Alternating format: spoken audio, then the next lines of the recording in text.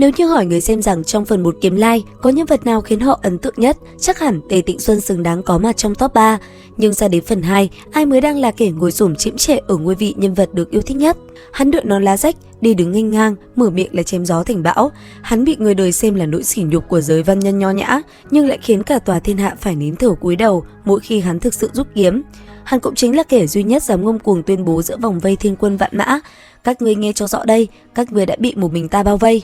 Và không còn nghi ngờ gì nữa, trong video này hãy cùng kênh YouTube Review 5 phút tìm hiểu về nhân vật bá đạo nhất, hài hước nhất và cũng bí ẩn nhất Hạo Nhiên thiên hạ, người đàn ông sở hữu câu slogan quen thuộc: ta là A Lương, lương trong lương thiện, ta là một tên kiếm khách. Đầu tiên, phải nói về xuất thân, A Lương đích thị là một Rickit chính hiệu với thân phận con trai độc nhất của Á Thánh Mạnh Tử. Nếu như Văn Miếu có chia cấp bậc thì Á Thánh sẽ đứng ở vị trí top 3 lãnh đạo cao cấp của tập đoàn Nho Gia. Vậy là A Lương đã mở khóa thành tựu bố làm to ngay khi lò lòng. Tên thật của hắn là Mạnh Lương, chữ lương trong lương đống quốc gia, tức là giường cột nước nhà. Kỳ vọng của Á Thánh dành cho con trai là cực lớn, ông mong hắn gánh vác trách nhiệm thiên hạ. Nhưng Mạnh Lương lại nghĩ khác, hắn nhận ra nếu mình cứ cắm đầu đọc sách, có khi lại thành điểm yếu để kẻ khác công kích cha mình. Với hắn, đọc sách khổ như trâu cày ruộng, còn luyện kiếm thì sướng như nắng hạn gặp mưa rào. Thiên phú kiếm đạo của Mạnh Lương chỉ có thể dùng 2 chữ mãnh liệt để hình dung. Thế là Mạnh Lương bỏ nhà đi bụi, đổi tên thành A Lương, không còn là lương trong lương đống đạo mạo mà là lương thiện tiêu dao. Hắn chính thức từ bỏ danh hiệu nhà mặt phố bố làm to để trở thành một lạng khách lang bạt giang hồ. Vậy là xuất phát trung thổ Thần Châu cho đến hết toàn bộ 8 châu còn lại của Hạo Nhiên thiên hạ, đâu đâu cũng có dấu răng, dấu chân của kiếm khách A Lương. Cũng thật sự là hết nói với thanh niên này, có vẻ như làm người trong ao hồ quá lâu, khiến cho A Lương hệ xuất hiện ở đâu thì ở đó biến thành giang hồ luôn vậy. Đại khái là dưới con mắt của A Lương thì thần tiên hay phàm nhân đều không có gì khác nhau, thậm chí là quỷ vật hay yêu quái cũng được đối xử bình đẳng như vậy. Nếu hỏi thế nào là tiêu sái thì A Lương chính là ví dụ điển hình nhất dùng để miêu tả danh từ này. Có một lần, A Lương đã kể cho Trần Bình An nghe một câu chuyện. Đó là khi A Lương du ngoại đến Lưu Hải Châu, y từng gặp một tiểu nữ quỷ cô độc bơ vơ trên một ngôi mộ hoang cỏ dại mọc tùm. Nữ quỷ này khi nhìn thấy A Lương thì sợ đến mức chạy loạn xạ, miệng còn la lớn: có quỷ, có quỷ. Thế vậy, A Lương đành phải giải thích mình là quỷ tốt, không hại người. Mãi đến khi tiểu nữ quỷ bình tĩnh lại một chút, cô bé lại bắt đầu thấy thương tâm cho A Lương, bởi vì thân là quỷ, chắc hẳn y đã rất lâu rồi không được nhìn thấy mặt trời. Sau này khi A Lương rời đi, y còn giúp tiểu nữ quỷ xây một cái tổ nhỏ, tuy địa bàn không lớn nhưng có thể tàng phong tụ thủy, lại nhìn thấy được ánh mặt trời. Thế nhưng khi A Lương quay lại nơi này, định bụng xem tiểu nữ quỷ có lớn hơn chút nào không, y mới biết được có một vị tiên sư đi ngang qua và bị chú ý bởi phong thủy bảo địa còn con mà A Lương đã tiện tay xây cho tiểu nữ quỷ.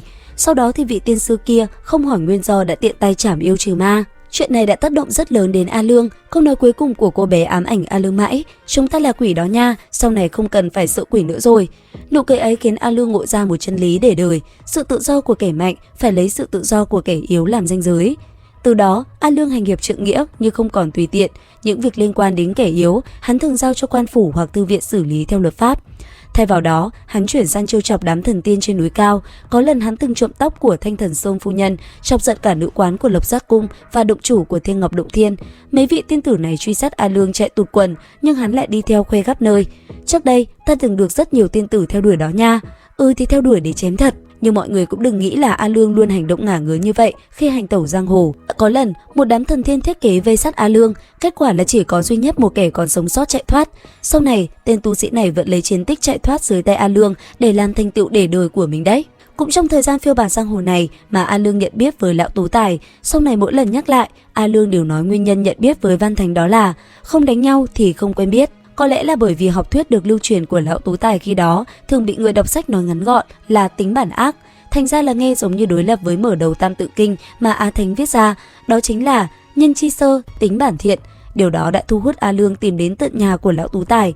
Chắc hẳn thanh niên này định khoe cơ bắp trước mặt ông già đây. Ai ngờ đến nơi, thấy một ông già hom hem và một thiếu niên phơi bụng ngủ.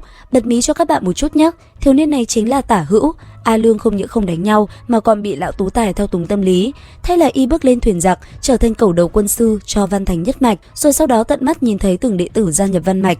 Người ở bên cạnh lão Tú Tài đầu tiên là thủ đồ Thôi Sàm, tiếp theo là một thanh niên cao gầy, muốn đọc sách nhưng không có tiền, đó là Tả Hữu. Rồi sau đó không biết lão Tú Tài moi móc ở đâu về một thanh niên cường tráng, lại nhìn có vẻ chất phác, đó là Lưu Thập Lục, trở thành đệ tử nhỏ tuổi nhất là Tề Tịnh Xuân. Khi đó thì lão Tú Tài đã là văn thánh, địa vị tại Văn Miếu có thể nói là không kém cạnh gì so với Á Thánh.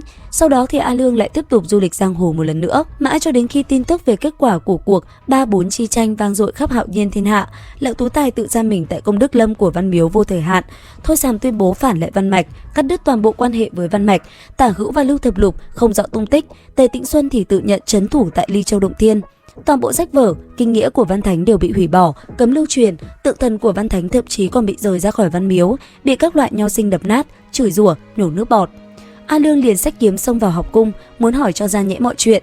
Nên biết rằng Văn Miếu có tam đại học cung thì đã có 2 học cung bị A Lương đánh xuyên qua, hễ có kẻ nào dám cản đường đều sẽ bị đánh gãy trường sinh kiều, mà hậu quả của gãy trường sinh kiều là gì thì các bạn cũng biết rồi đấy. Chuyện này gây ra động tĩnh cực lớn, khiến cho Á Thánh vốn đang ở tòa thiên hạ khác cũng phải lập tức trở về để xử lý. Sau cuộc nói chuyện bí mật giữa hai cha con, A Lương rời bỏ hạo nhiên thiên hạ, đến kiếm khí Trường Thành và bắt đầu một huyền thoại mới. Mình sẽ nói qua một chút về môi trường tại kiếm khí Trường Thành, coi như là tiết lộ một chút nội dung bản điện ảnh đầu tiên của Kiếm Lai, Thập Tam Chi Chiến. Kiếm khí Trường Thành là một nơi tràn ngập kiếm khí, các tu sĩ bình thường lần đầu tiên đặt chân đến kiếm khí Trường Thành sẽ có cảm giác giống như là cá mắc cạn vậy. Đây là thử thách nhẹ nhàng đầu tiên dành cho tu sĩ đến từ các tòa thiên hạ. Thứ hai là con người của kiếm khí Trường Thành vô cùng bài ngoại. Các tu sĩ bên ngoài khi đến đây, nếu có ý định tu hành lâu dài thì sẽ phải trải qua 3 lần vấn kiếm của kiếm tu nơi đây. Tất nhiên là sẽ không có chuyện hạ sát thủ, hậu quả khi thua trong 3 lần vấn kiếm thì sẽ là bị mất đi tư cách được bước lên tường thành của kiếm khí Trường Thành. Luận bất thành văn chỉ đơn giản như vậy thôi, không rõ A Lương lần đầu tiên đến kiếm khí Trường Thành đã như thế nào nhỉ? Có lẽ là giống như cá gặp nước. Dù sao thì kiếm đạo của A Lương hoàn toàn xứng đáng với danh hiệu đệ nhất hạo nhiên thiên hạ mà. Sự xuất hiện của A Lương đã khiến cho kiếm khí Trường Thành vốn tử khí trầm trầm cuối cùng cũng có được một tia náo nhiệt. Y không chỉ là cho Trần Thanh Đô biệt hiệu lão đại kiếm tiên mà còn thường xuyên hàn huyên, nịnh bợ, tự phong mình là chiếc áo bông nhỏ của ông ta. Nhưng điều khiến các kiếm tu nể phục và ngán ngẩm nhất chính là tử phẩm và nhân phẩm của A Lương. Trước khi A Lương đến đây, việc đánh cược của kiếm khí Trường Thành vẫn tương đối ngây thơ và non nớt. Khi đó chỉ đơn giản là ai may mắn hơn thì là người thắng trong ván cược. Nhưng A Lương đến thì lại sáng tác ra thêm chiêu trò tay trong tay ngoài, tung hỏa mù, quả thật lại khiến cho đám kiếm tu nơi đây phải mở rộng tầm về sự hạ tiện của thanh niên này. Cứ thế, y dạy hư cả một thế hệ kiếm tu với đủ chiêu trò, khiến người ta phải thốt lên, đúng là người đọc sách, tâm cơ thâm sâu khôn lường. Tuy nhiên, A Lương vẫn cảm thấy mấy chuyện cỏng con này chưa đủ wow, vậy là hắn còn rêu rao khắp nơi một chuyện. Lục Chi là đệ nhất mỹ nhân tại kiếm khí Trường Thành. Lục Chi này là ai? Nàng có xinh đẹp như lời A Lương nói không? A Lương thích nàng sao? Lục Chi cũng giống A Lương, nàng là người của hạo nhiên thiên hạ đi đến kiếm khí Trường Thành. Lục Chi được miêu tả là có đôi chân dài miên man các bạn ạ. Còn về phần tướng mạo thì khó mà nói, nhưng điểm sáng nhất của Lục Chi là sự chuyên tâm luyện kiếm. Chuyên tâm như thế nào ư? Nàng là một người trong số ít những kiếm tu có 2 thanh bản mệnh phi kiếm.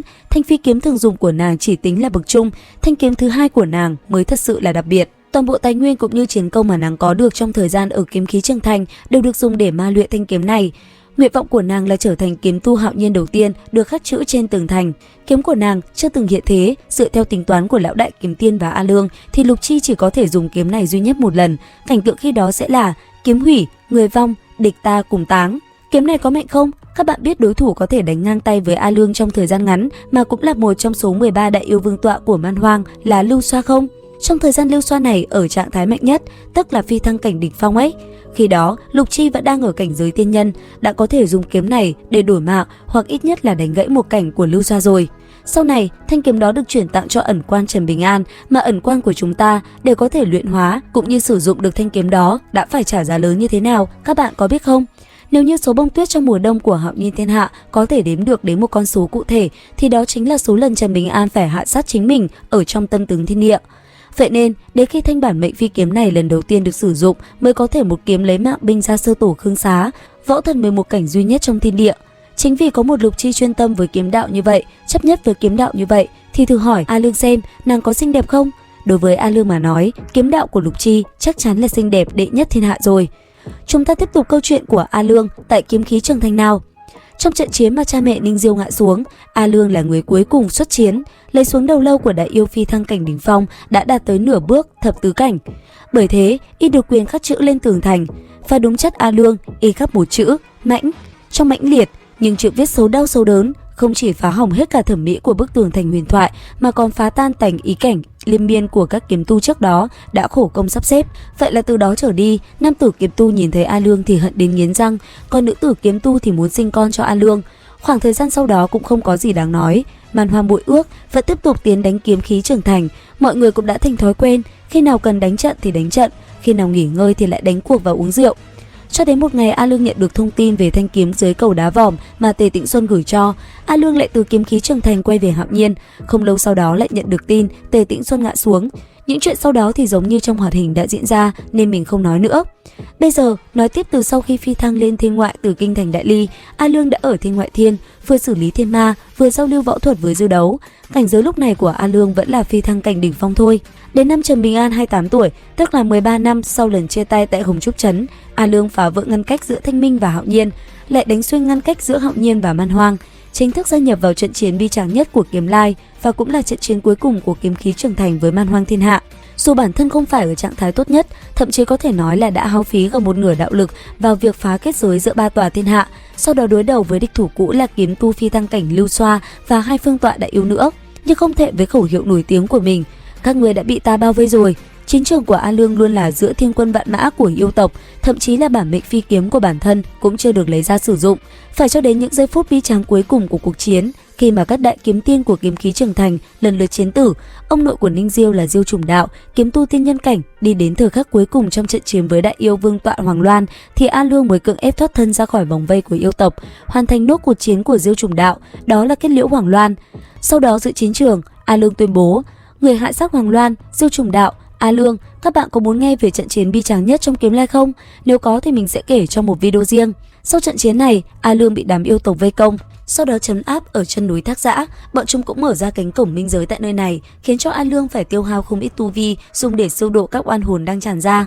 Việc này kết thúc khi Á Thánh đến ứng cứu. A Lương trở về Trung Thổ Thần Châu năm Trần Bình An 42 tuổi, tức là thanh niên này đã làm con rùa niệm kinh suốt 14 năm đấy chứ.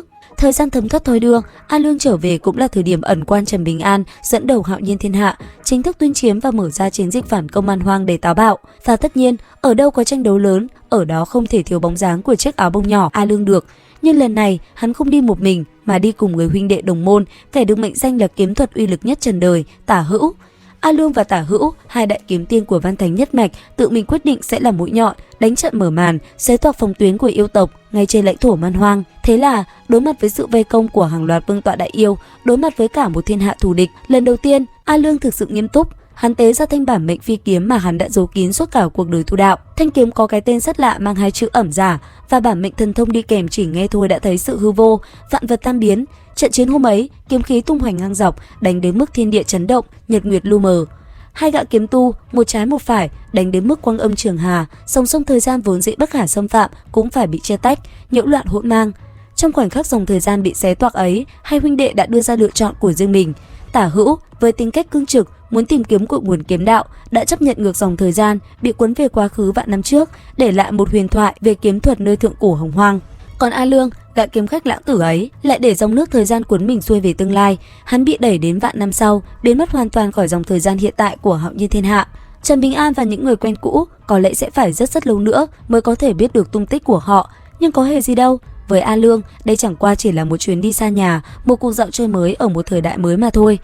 Có lẽ ở vạn năm sau, tại một quán rượu nhỏ ven đường nào đó, người ta sẽ lại thấy một gã đàn ông đội nón lá rách, nhếch răng cười hề hề, tay cầm bầu rượu, vỗ ngực tự xưng với đám hậu bối rằng: "Này nhóc, ta là A Lương, lương trong lương thiện, ta là một tên kiếm khách." Và đó chính là câu chuyện về nhân vật ngầu nhất nhưng cũng bựa nhất Kiếm Lai. Cảm ơn các bạn đã lắng nghe. Nếu thấy hay, đừng quên like và subscribe kênh YouTube Review 5 phút để mình có thêm động lực làm về trận thập tam chi chiến nhé. Xin chào và hẹn gặp lại.